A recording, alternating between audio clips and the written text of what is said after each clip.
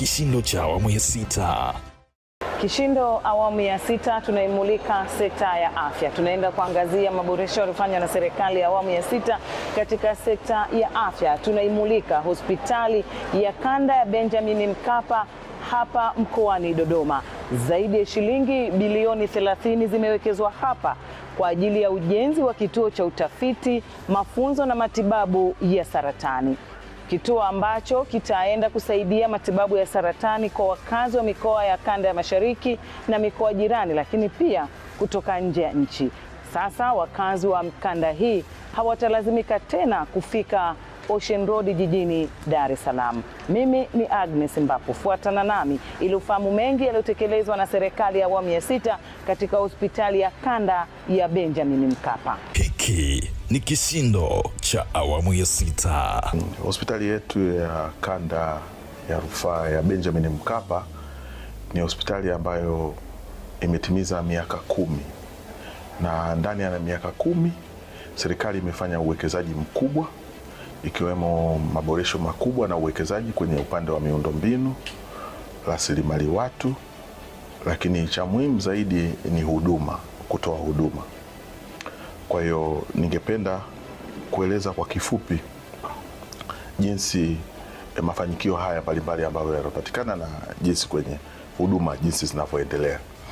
Kwenye upande wa rasilimali watu, hospitali ya Benjamin Mkapa sasa ina wafanya kazi au watenda kazi 1118, na kati yao kuna madaktari wa kada zote, wale wa ubingwa wa juu, ubingwa na madaktari, lakini pia kuna wauguzi, na wauguzi pia kuna wauguzi bingwa, lakini wale wauguzi wa kawaida na wakada zingine, lakini pia kuna watendaji kazi wengine.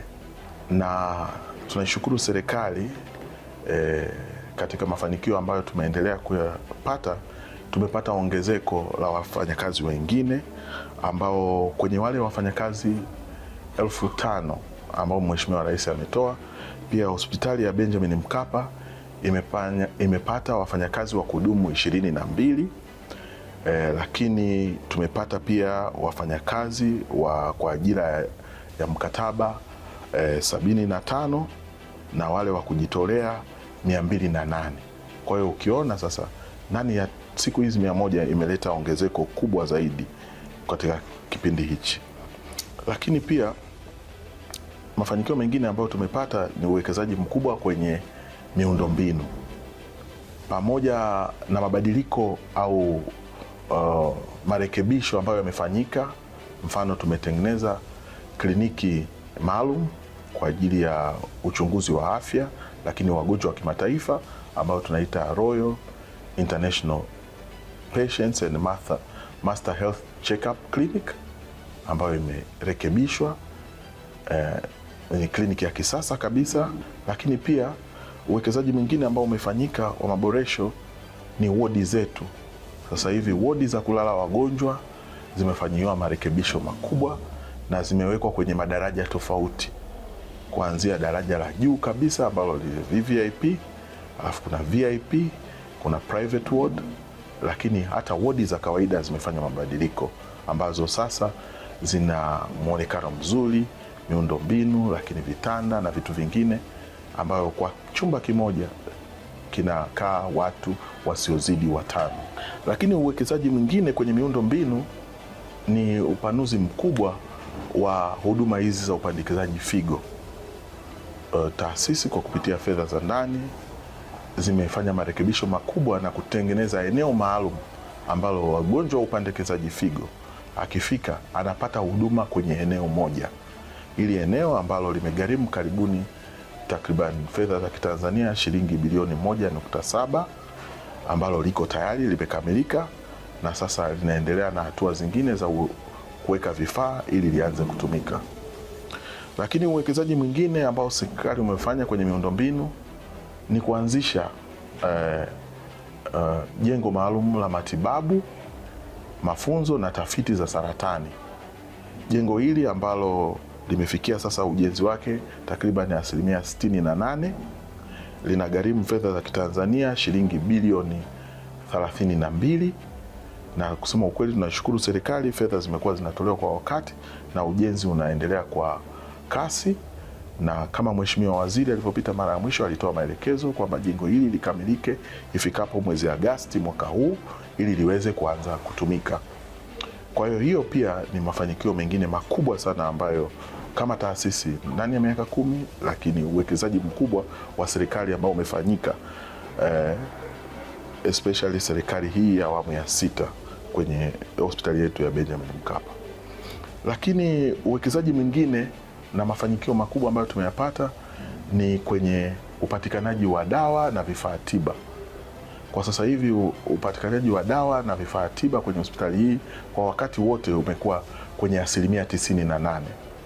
Na hata hizo 2% kwa wakati mwingine kwenye dawa maalum ambazo labda hazipo au vifaa tiba, lakini tunahakikisha kwamba hospitali imeweka mechanism, yani imeweka jinsi ya kuvipata na vinapatikana hapa kwa hospitali, kwamba hata kama hiyo dawa haipo kwenye hiyo 98% au hicho kifaa tiba, lakini hospitali ukitafuta mapema na kuhakikisha kwamba yule mteja au mgonjwa anaokihitaji anakipatia hapa hapa hospitalini.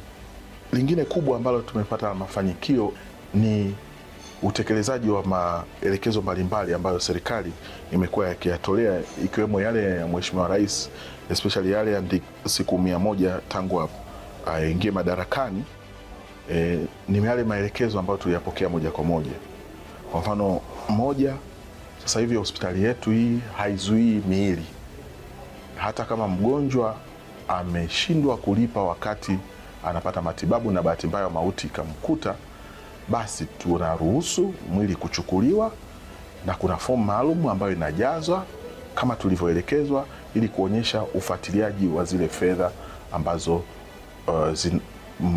huyu mgonjwa alikuwa anadaiwa. Lakini pile tunafanya mambo mengi kama taasisi kuhakikisha kwamba tunashirikiana na taasisi zingine za kiserikali na ambazo sio za kiserikali kuhakikisha hawa watu ambao hawana uwezo wanaweza kusaidiwa. Lakini kwa sasa hivi hospitali yetu haizuii kabisa miili ya marehemu. Lakini kingine kikubwa ambacho tumekiweza kukifanikisha na maelekezo ambayo tumeyapokea ni uimarishaji wa huduma, utoaji huduma. Kwa kiwango kikubwa tumepunguza muda wa mgonjwa anapokuja hospitalini kwetu kutibiwa kama mgonjwa wa nje. Tumehakikisha ndani ya masaa 5 mgonjwa wetu pamoja na kujiandikisha, kuonwa na daktari, kufanya vipimo kwa yule mgonjwa anayekuja kwa mara ya kwanza, na kisha ndani ya masaa 5 basi mgonjwa huyo ameweza kuondoka.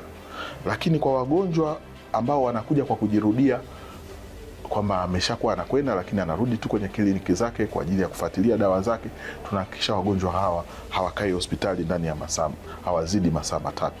Lakini kwa wagonjwa wa ndani, wagonjwa wale ambao wanasubiri kufanyiwa operation, hasa ambalo limekuwa linasisitizwa sana, hospitali yetu hii inahakikisha mgonjwa anapokuja anahakikisha ndani ya siku 3 amekuwa ameshafanyiwa operation. Yani amekuja amefanyiwa uchunguzi na zile timu ambazo zote zinahusika kumfanyia operation zimeshakutana kufanya maamuzi na kisha kufanyiwa operation. Kwa hiyo tunahakikisha ndani ya masaa 72 mgonjwa yoyote anayekuja katika hospitali yetu ya Benjamin Mkapa anakuwa ameshafanyiwa operation. Maelekezo mengine tulipata ni kuhusu michakato ya ithibati, yani accreditation. Kwanza kabisa hospitali hii kuna baadhi ya huduma ambazo zilikuwa tayari zimeshakuwa accredited, yani zimepata ithibati. Mfano huduma za maabara zilikupata ithibati ya SADCAS, na kwa mara nyingine tumeweza maintain kwamba bado tuna huo usajili wa SADCAS, lakini tumeshaanza kufuata taratibu ya kupata ithibati kwa hospitali kwa ujumla, lakini na huduma zingine. Pia tumepunguza sana malalamiko ya wagonjwa. Kwanza namba 1, kuhakikisha kwamba yale malalamiko yote ambayo tumekuwa tunayapata au yanapatikana katika hospitali yamefanyiwa kazi. Mfano, wagonjwa wanapofika hospitalini, ili kupunguza foleni pale mapokezi au kuepuka kupitana ile kwa kusubiria kupeana kipaumbele, basi kuna mfumo maalum ambao ni queue system, ambayo mgonjwa anafika anachukua namba na namba yake inapofika anaitwa ili kwenda kupata matibabu.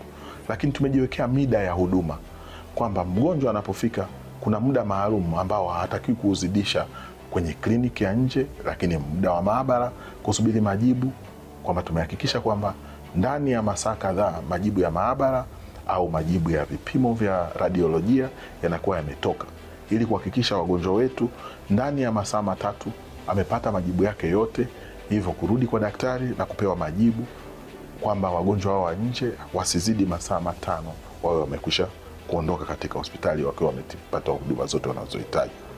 Lakini kingine, tumepata mafanikio makubwa sana katika kuimarisha miundombinu ya TEHAMA, kwamba ukiacha hiyo ya Q system, lakini mgonjwa anapofika hapa au kabla ya kufika, sasa tumeanzisha utaratibu, anaweza kuingia kwenye mtandao akafanya miadi na daktari, yani appointment, akaanzia kabisa, akaandika, akajua daktari gani anayemtaka na muda gani anaweza kumuona.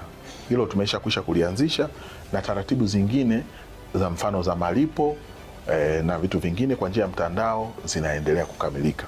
Kwa hiyo hili pia ni mafanikio makubwa ambayo tumeyapata na kuweza kutimiliza yale maelekezo ya viongozi wetu ambayo tulitakiwa kuyafanya. Kwenye jengo hili la saratani, kwanza kama mnavyojua, kwa sasa hivi huduma hii serikali imefanya uwekezaji mkubwa, inapatikana katika hospitali ya rufaa ya Ocean Road, lakini pia serikali imepeleka huduma kwenye sehemu zingine. Tunajua pale Bugando huduma inapatikana na KCMC, lakini imeamua sasa kusogeza huduma za saratani kwenye hospitali zingine za kanda za rufaa, ambayo Benjamin Mkapa na hospitali ya Mbeya ndio ziko kwenye mpango sasa. Sasa kwenye hili jengo ambalo serikali imeweka uwekezaji mkubwa, ambalo nilosema la masuala ya matibabu, mafunzo na tafiti kwenye masuala ya saratani, litaleta manufaa makubwa sana. Kwanza, Dodoma iko katikati ya nchi, kwa hiyo ni rahisi kufikika tu, sio kwa wagonjwa ambao wanatoka kanda hii ya kati, lakini hata kanda zingine ambayo labda huduma hizo hazipo. Lakini pia hata kwa wagonjwa wanaotoka nje ya nchi, Dodoma kwa sababu iko katikati ya nchi ni rahisi kufikika, na hata watu wagonjwa ambao watatoka nchi zingine. Na imeshaweza kuweka miundo mbinu, kwa mfano airport sasa itakapoisha, itakuwa rahisi sana kwa wagonjwa wanaotoka nje ya nchi kufika kwenye hospitali ya Benjamin Mkapa. Na kama nilivyosema, hii huduma au hili jengo lina malengo makuu matatu. Kwanza, kwa kushirikiana na Chuo Kikuu cha Dodoma, tutashiriki katika kutoa mafunzo sio tu kwa kada za afya ndani pamoja na nje ya nchi, lakini pia kutoa matibabu, na matibabu yanakuwa yote ya aina zote kwenye saratani: matibabu ya dawa, yani chemotherapy, matibabu ya mionzi, yani radiotherapy, lakini matibabu ya upasuaji, yani tunaita surgical oncology. Lile jengo litakuwa linatoa matibabu ya aina hizo zote tatu kwenye masuala ya saratani. Kwa hiyo wananchi ambao wengi ambao kwenye kanda hii ambao inawalazimika sasa kwenda kwenye hayo maeneo mengine ambayo nimeyasema awali, watapata huduma hii hapa hapa. Na mnavyojua magonjwa haya yana gharama kubwa, na yatawapunguzia wagonjwa gharama kwa kiasi kikubwa, maanake hawatahitaji tena kutumia fedha zao kusafiri kwenda mbali ili kupata haya matibabu. Kwa hiyo, lakini pia itawapunguzia muda hata wale ndugu zao wa kuwaangalia hao wagonjwa. Kama anakaa hapa Dodoma au anatoka Babati, anakuwa anaweza kwenda na kurudi, ili wale wanaomwangalia mgonjwa waweze kuendelea na kazi zao zingine za kuwaingizia vipato. Lakini pia kama nilivyosema, litatoa mafunzo. Sasa tutaanzisha mafunzo kwa kushirikiana na Chuo Kikuu cha Dodoma, ambayo watumishi mbalimbali wa kada za afya watakuwa wanapata mafunzo, ili huduma hizi kadiri zinaposambaa hata kwenda kwenye kada za chini za hospitali, basi zitakuwa na watumishi ambao wamejifunza kuhusu haya masuala ya saratani. Lakini pia itafanya tafiti. Sasa hivi tafiti ni kitu kikubwa, yani zile taarifa za tafiti, data ni kitu kikubwa. Kwa tutapata tafiti ambazo zitatuwezesha kufanya matibabu kwa ajili ya wagonjwa kwenye mazingira yetu na watu wa namna yetu. Kwa hiyo hayo ndio mafanikio makubwa sana ambayo yatatokea. Lakini pia mafanikio makubwa ni kupunguza muda wa wale wagonjwa. Huduma zinapoongezeka, kuna wagonjwa wengine tunajua kutokana na uchache wa huduma hizi wanabidi wasubiri kwa muda mrefu Kwa hiyo wanapokwenda hospitali wanakwenda labda kwenye hatua za mwisho. Kwa hiyo labda watu wengi zaidi watapata matibabu kwa sababu watakuja kwa muda wa karibu, na utawapunguzia ule muda wa kusubiri wa kupata matibabu ya saratani. Sasa kingine ambacho ni hili jengo la figo ambacho tumesha kutengeneza marekebisho ya panuzi wa huduma za upandikizaji wa figo. Kama nilivyosema, hichi ni kituo ambacho mgonjwa akiingia pale kupata upandikizaji hahitaji kwanza kwenda sehemu nyingine kupata huduma nyingine yote. Huduma zote ziko sehemu moja. Nikimaanisha nini?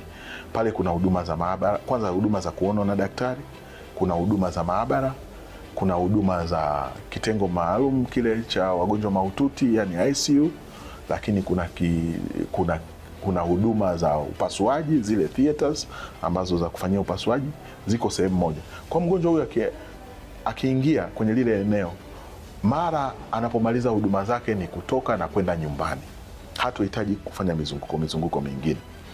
Lakini pia eneo hili litaongeza sasa ufanisi wa kutoa huduma hizi na kupata matokeo chanya zaidi, kwamba huduma zinatolewa katika sehemu moja, madaktari wote wako na wauguzi wako kwenye lile eneo moja. Kwa hiyo uangalizi wa wale wagonjwa unaongezeka maradufu. Kwa tunadhani matokeo yetu yatakuwa mazuri zaidi. Hata kama sasa tuna matokeo mazuri, ila yataongezeka matokeo kuwa mazuri zaidi, kupunguza muda wa wagonjwa kukaa hospitali au baada ya upandikizaji na manufaa mengine ya namna hiyo. Lakini kingine kizuri kuhusu huduma hii ya upandikizaji wa figo na kuongeza kwenye lile eneo pale, ni itasaidia sana kuharakisha zile michakato kabla ya mgonjwa hajapandikizwa figo. Sasa hivi kuna huduma zingine au vipimo vingine ilibidi vikaende kufanyika sehemu nyingine, lakini kwa kupitia lile eneo huduma zote zitakuwa zinafanyika pale. Kwa hiyo zitaharakisha ile michakato ya upandikizaji figo. Hili ni eneo zuri ambalo serikali imeweka uwekezaji mkubwa kama nilivyosema pale, lakini kizuri zaidi sasa wanaofanya kazi hizi za upandikizaji figo, ile timu nzima ni madaktari wazawa ambao tunashukuru wenzetu wa Japani ambao walitufundisha, lakini sasa hivi huduma zote zinatolewa pamoja na upandikizaji wenyewe unafanyika na madaktari wazawa tukishirikiana na Chuo Kikuu cha Dodoma. Huduma ya upandikizaji figo inaendelea mpaka sasa, takriban wagonjwa 54 wamekwisha pandikizwa figo na huduma hii inaendelea. Lakini sasa tuliona kwa sababu wanatumia kwa mfano operating theater, hizi vyumba vya upasuaji ambavyo vinafanyika na upasuaji mwingine, kwa riski kwa mfano ya kupata maambukizi ya infection yanakuwa iko juu, basi tukaona kutengeneza eneo maalum ili kupunguza hizo risk zote na kuhakikisha inafanyikiza katika eneo moja. Lile eneo linakamilisha michakato ya kupatikanaji wa vifaa. Pundi tu vifaa vitakapowasili, basi litaanza kutumika.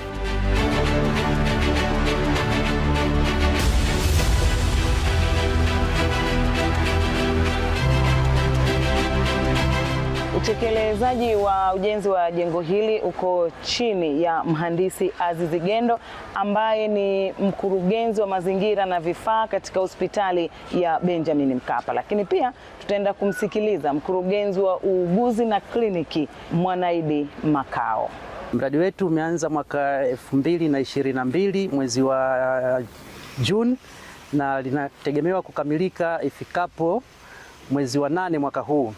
Ujenzi kwa sasa uko 68%, na kama mnavyoona jengo letu lina floor 4 ambapo kutakuwa na matibabu tofauti tofauti yanayohusika na kansa, na upande wa nyuma hilo jengo mnaloliona zipo bunkers ambazo zinahusika na matibabu ya mionzi ya kansa.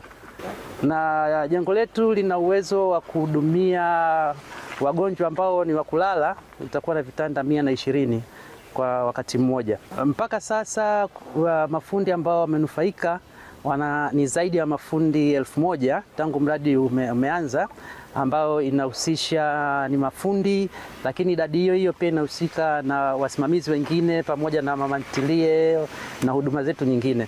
Na katika hao 20% mpaka 22% hivi ni kina mama ambao wamenufaika na mradi wetu mpaka sasa.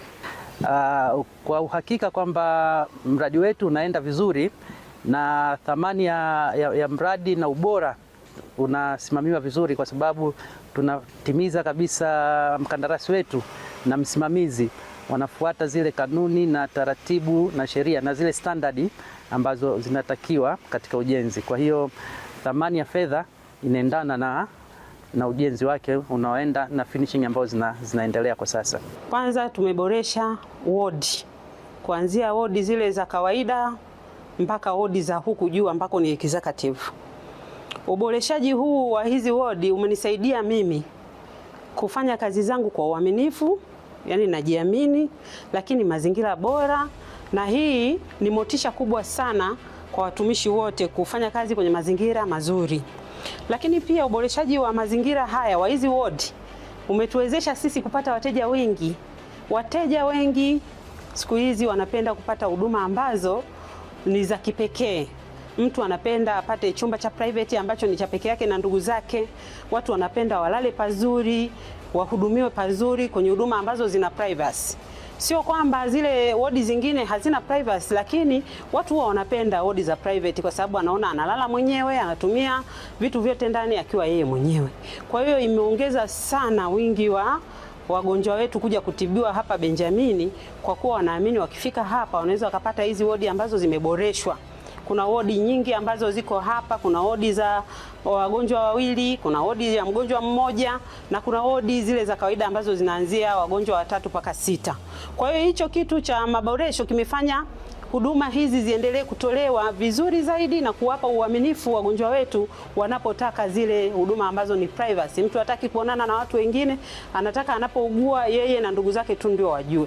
Kwa hiyo kwa kweli ni muhimu sana kufanya kazi katika wodi hizi ambazo zimeboreshwa, kwa kuwa zinatuongezea wagonjwa wengi. Wanakuja badala ya kupita hapa kwenda Muhimbili kutafuta hizo privacy au kwenda nje ya nchi, basi wanafika hapa na kutibiwa hapa.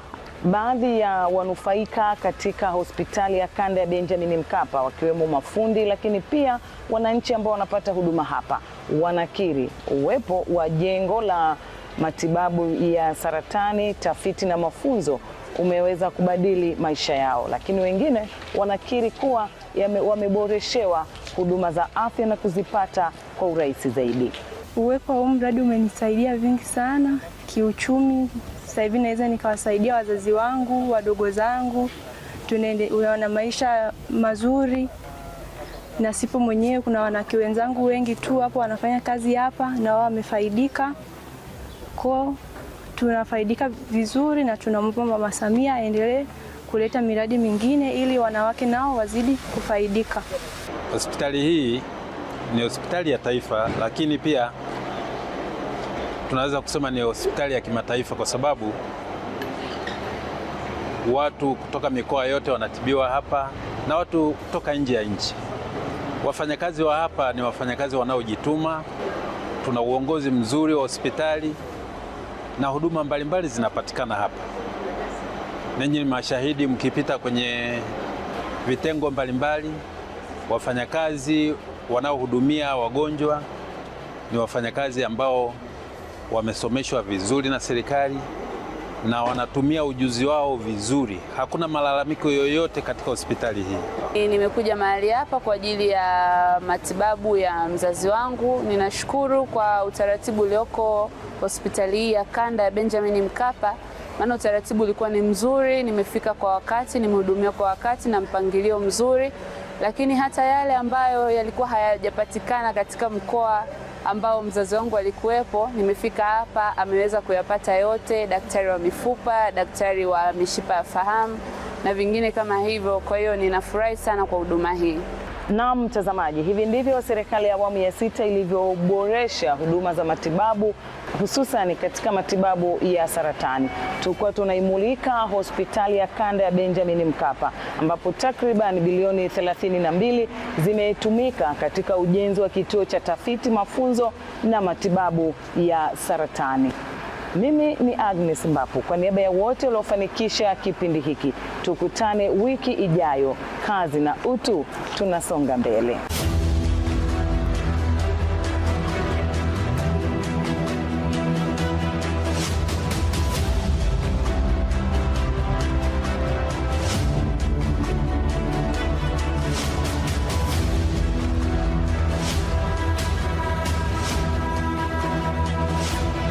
Hiki ni kishindo cha awamu ya 6.